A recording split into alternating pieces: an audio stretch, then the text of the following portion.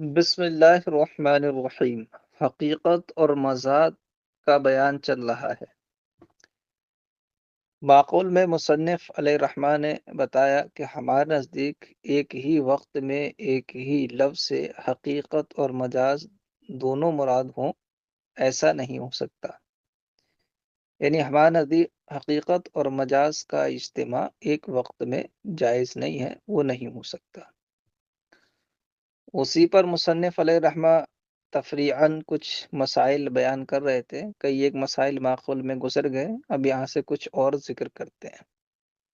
فرماتے ہیں وَعَلَى هَذَا قُلْنَا إِذَا أَوْصَى لِأَبْكَارِ بَنِي فُلَانٍ لَا تَدْخُلُ الْمُصَابَةُ بِالْفُجُورِ فِي حُكْمِ الْوَصِيَّةِ۔ اس مسئلے کو مثال کو سمجھنے سے پہلے دو تین باتیں ذہن نشین کر لیں۔ پہلی بات یہ کہ ابکار یہ بکر کی جمع ہے۔ بکر اس عورت کو کہتے ہیں جو جس کا کنوارا پن بذریعہ بتی ختم نہ ہوا ہو، یعنی جو بکارت ہوتی ہے، کنوارا پن ہوتا ہے عورت کا، وہ بطریق وتی ختم نہ ہوا ہو، اس کو باکرا کہتے ہیں۔ بذریعہ بتی کی قید اس لیے لگائی کہ اگر وتی کے علاوہ کسی اور چیز سے وہ کنوارا پن ختم ہو گیا، وہ بکارت زائل ہو گئی، مثلاً بہت زیادہ عمر دراز ہونے کی وجہ سے، یا کودنے کی وجہ سے، یا کثرت حیض کی وجہ سے، یا زخم کی وجہ سے اگر وہ چیز زائل ہو گئی تو وہ شرعاً حقیقتاً باکرہ ہی رہے گی، اس کو سیبہ نہیں کہا جائے گا۔ اس لیے اس کی تعریف میں بذریعہ وتی کی قید لگائی۔ تو واقرہ وہ عورت ہے جس کا کنوارا پن ختم نہ ہوا ہو بطریقہ وتی بذریعہ مجامعت۔ ٹھیک ہے۔ دوسری بات مصابہ بالفجور۔ مصابہ بالفجور سے مراد وہ عورت ہے جس کی بکارت زائل ہو گئی ہو زنا کے ذریعے، یعنی جس نے زنا کرایا ہو اور کنوارا پن اس کا ختم ہو گیا، اسے مصابہ بالفجور کہتے ہیں۔ مصابہ بالفجور کے بارے میں اختلاف ہے کہ باب نکاح میں اس کو باکرہ کا حکم دیا جائے گا یا سیبہ کا حکم دیا جائے گا۔ سیبہ اس عورت کو کہتے ہیں جس کی بکارت ختم ہو گئی ہو بطریقہ بتی و طریقہ مجامعت، وہ سیبہ کہلاتی ہے۔ تو اس مصابہ بالفجور زانیہ کے بارے میں ہماری ائمہ کا اختلاف ہے۔ امام ابو یوسف اور محمد یعنی صاحبین کا موقف یہ ہے کہ مصابہ بالفجور جو ہے وہ سیبہ کے حکم میں ہے۔ جیسے سیبہ کے نکاح کا اگر اذن لینا ہو تو اس کی رضا بالقول ضروری ہے نا، زبان سے وہ رضامندی ظاہر کرے تب اس کی جانب سے اذن مانا جائے گا۔ خالی اس کا مسکرا دینا یا اذن لیتے وقت اس کا خاموش رہ جانا، یہ اس کی جانب سے اذن نہیں ہے۔ تو کہتے ہیں مصابہ بالفجور سیبہ کا حکم میں ہے، اس کی رضا بالقول ضروری ہے، اذن بالقول اس کا ضروری ہے۔ لیکن امام اعظم علیہ الرحمٰن نے مصابہ بالفجور کو باکرہ کے حکم میں لیا اور فرمایا کہ اس کا بھی اس کی رضا بالقول ضروری نہیں ہے، اگر وہ مسکرائی اذن کے وقت یا خاموش رہی تو اس سے بھی دلالتاً اذن اور اجازت اس کی جانب سے سمجھی جائے گی۔ اب امام اعظم علیہ الرحمہ نے اس کو مصابہ بالفجور کو سیبہ و باکرہ کے حکم میں کیوں رکھا؟ وہ رکھا اس کے معاملے کو مخفی رکھنے کے لیے، اس کے معاملے کو چھپانے کے لیے، کیونکہ لڑکی کا زانیہ ہونا بہت بڑا عیب ہے نا، اور لڑکی کی شادی ہوئی ہے نہیں ہوئی ہے یہ ایک ایسا مسئلہ ہے جو سب پر واضح ہوتا ہے نا، آس پڑوسی سب جانتے ہیں کہ اس کی گھر کی لڑکیاں کون سی شادی شدہ ہے کون سی کنواری ہے۔ اب وہ چھپ کر اس نے زنا کیا تھا، اب اگر اس مسئلے کو اچھالا جائے بوقت نکاح،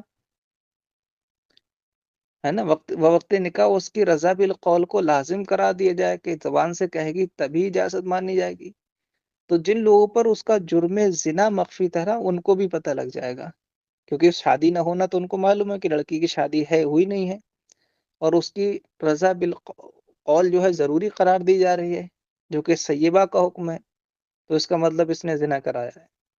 تو روکو اس کی زنا کا علم ہو جائے گا نہیں ہو جائے گا، اور اس میں کیا اس کی بھی بے عزتی ہے، اس کے گھر والوں کی بھی بے عزتی ہے۔ تو ننگ و عار سے بچانے کے لیے، اس کو ذلت و رسوائی سے بچانے کے لیے امام نے اس کا حکم باقرہ کی طرح رکھا کہ جیسے ایک باقرہ کنواری لڑکی خالی خاموش رہے تو اجازت سمجھی جائے گی، ایسی اس کا خاموش رہنا بھی اجازت سمجھا جائے گا۔ لیکن ہمارے امام کا مصابہ بالفجور کو باقرہ کے حکم میں رکھنا یہ بطریقہ مجاز ہے، یعنی اس پر باقرہ کا حکم یا باقرہ کا اطلاق یہ مجاز ہے نا، ورنہ حقیقتاً باقرہ تو وہ کہلاتی ہے کہ جس کا کنوارا پن زائل نہ ہوا ہو بطریقہ وتی، نہ بطریقہ حلال وتی نہ بطریقہ حرام وتی، کسی طرح کی وتی نہ ہوئی ہو، وہ حقیقت میں باقرہ ہوتی ہے۔ آگے سمجھ میں؟ تو یہ مصاب الفجر کیا ہے؟ مجازن باقرہ ہے امام اعظم کے قول پر، حقیقتاً باقرہ وہ نہیں ہے۔ ٹھیک ہے، اب مسئلہ سنیے۔ مسئلہ یہ ہے کہ کسی شخص نے وصیت کی بنی فلاں، یعنی کسی قبیلے کی باقرہ لڑکیوں کے لیے وصیت کی کہ میرے مال کا اتنا حصہ فلاں قبیلے کی باقرہ لڑکیوں کو دے دیا جائے۔ اب فلاں قبیلے میں جو باقرہ ہیں ان میں ایک لڑکی ایسی ہے جس نے زنا کرایا ہے، کنوارا پن اس کا زنا کے ذریعے ختم ہو گیا ہے، تو اب وصیت میں وہ مصابہ بالفجور وہ زانیہ داخل ہوگی یا نہیں ہوگی؟ تو فرماتے ہیں صاحب اصول شاسی کہ وہ زانیہ و مصابہ بالفجور وصیت میں داخل نہیں ہوگی۔ کیوں؟ اس لیے کہ باقی جتنی لڑکیاں ہیں وہ سب حقیقتاً باقرہ ہیں، اور مصابہ بالفجور وہ مجازن باقرہ ہے۔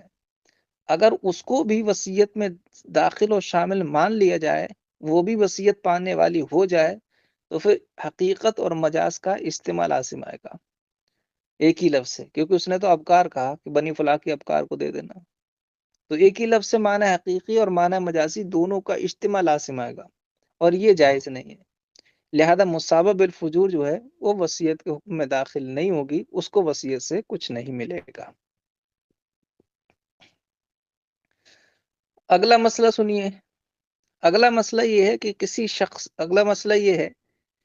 کسی شخص نے وصیت کی کہ میرے مال کا فلاں حصہ، یہ میرے مال کا اتنا حصہ فلاں قبیلے یا فلاں شخص کے جو بیٹے ہیں، بنون ہیں، بنون ابنا ہے، ان کو دے دینا، یہ وصیت کی۔ اب جس شخص کے ابنا کے لیے یا جس قبیلے کے ابنا کے لیے اس نے وصیت کی ہے، اس میں دو طرح کے ابنا، دو طرح کے بنون ہیں۔ پہلے تو یہ سمجھ لیے کہ بنون ہے کیا لفظ؟ بنون یہ ابن کی جمع ہے۔ ابن کہتے ہیں بیٹے کو، ابن کا حقیقی جو معنی ہے، حقیقی جو مصداق ہے وہ ہے بیٹا، ہے نا، بیٹے کو ابن کہا جاتا ہے۔ لیکن مجازن پوتے کو بھی ابن کہہ دیا جاتا ہے، اور اہل عرب میں یہ بالکل شائع ضائع ہے، وہ اپنے پوتوں کو بھی ابن اور جمع لانے کی صورت میں بنون اور ابنا کہتے ہیں۔ لیکن فرق وہ یہ ہے کہ بیٹے پر ابن کا اطلاق حقیقتاً ہے، اور پوتے یا پرپوتے پر ابن کا اطلاق وہ مجازن ہے۔ تو اس شخص نے وصیت کی کہ فلاں شخص کے بنون یا فلاں قبیلے کے بنون کو اتنا مال دے دیا جائے۔ اب اس فلاں شخص یا فلاں قبیلے کے پاس دونوں طرح کے بنون ہیں، بیٹے بھی ہیں اور پوتے بھی ہیں، ٹھیک ہے، اور اس شخص نے وصیت کرنے والے نے کچھ وضاحت بھی نہیں کی کہ جو حقیقی بنون ہے انہی کو دینا یا جو مجازی بنون ہے انہی کو دینا، کوئی وضاحت نہیں کی، اور یہ رخصت ہو گیا۔ تو اب وہ وصیت کس کے لیے ہوگی؟ آیا بیٹے اور پوتوں سب کے لیے ہوگی یا صرف بیٹوں کے لیے ہوگی؟ تو کہتے ہیں کہ صرف بیٹوں کے لیے ہوگی، پوتوں کے لیے وصیت نہیں ہوگی۔ کیوں؟ اس لیے کہ اگر دونوں کے لیے مانے تو حقیقت اور مجاز کا استعمال لازم آئے گا، جو کہ جائز نہیں ہے۔ اور بیٹوں کے لیے صرف اس لیے مان رہے ہیں کہ بیٹے چونکہ معنی حقیقی ہے اور پوتے معنی مجازی ہیں، اور حقیقت مجاز پر مقدم ہوتی ہے، اس لیے صرف بیٹوں کے لیے مانا گیا، صرف پوتوں کے لیے نہیں مانا۔ نہ دونوں کے لیے مانا ہے، نہ پوتوں کے لیے، بلکہ صرف بیٹوں کے لیے۔ وجہ وہی ہے کہ دونوں کے لیے مانے تو حقیقت اور مجاز کا استعمال لازم آئے گا، جو جائز نہیں ہے۔ پوتوں کے لیے مانے تو حقیقت کو چھوڑ کر بلا وجہ مجاز کی طرف جانا پڑے گا، یہ بھی درست نہیں ہے۔ تو تیسری صورت جو تھی کہ صرف بیٹوں کے لیے ہو وہی متعین ہے، اسی لیے کہا کہ صرف وصیت بیٹوں کے لیے ہوگی، پوتوں کے لیے نہیں ہوگی۔